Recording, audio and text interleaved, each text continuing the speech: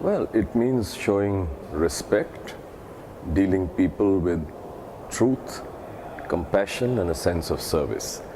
And actually, this fits in very well with the core purpose of our organization, which is to drive positive change in the lives of our stakeholders and communities to enable them to rise.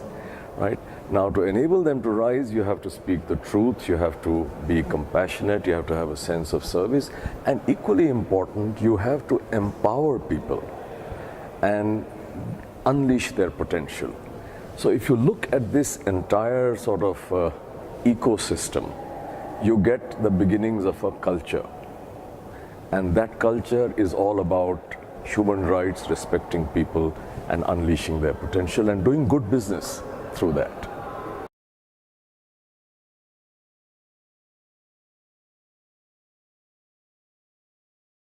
You know, I think it all starts with the intention and the culture that you create, and since that core purpose of ours is so directly linked with human rights, driving positive change and doing good business through that. So the intention is there, and then we have put into place HR levers that support this intention, and then of course policies, procedures, practices, all those which keep reinforcing them.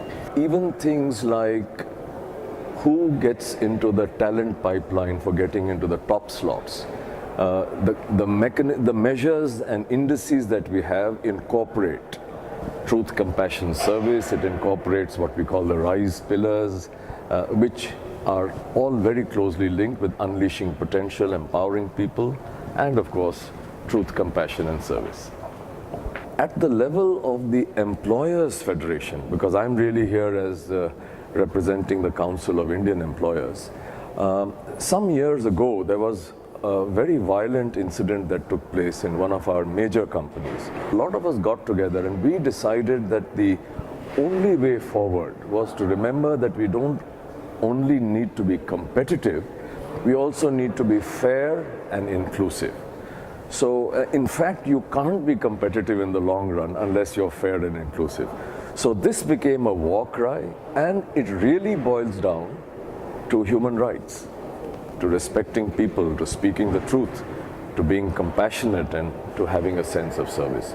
So actually, at the level of the industry, the overall vision and dream is competitive, fair, and inclusive. And the company that I work for, of course, I said it's about driving positive change in the lives of our stakeholders and communities.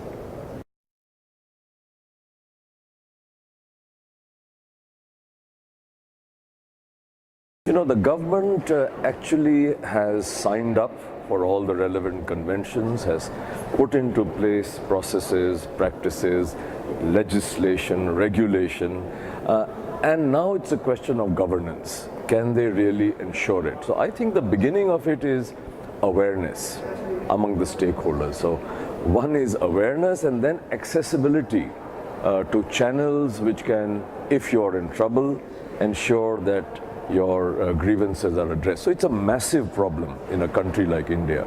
But I think that the will and the intention is there. I think the frameworks are there. And now we can only hope that instead of just leaving it to be completely top-down, there is enough awareness so that the voice of the people is heard, and people whose rights are being violated find some means of expressing their grievance and having access to people and processes and systems that will address these rights. So one can only say that the intention is there, the framework seems to be getting put into place, and now we can only hope that there'll be good governance so that it happens.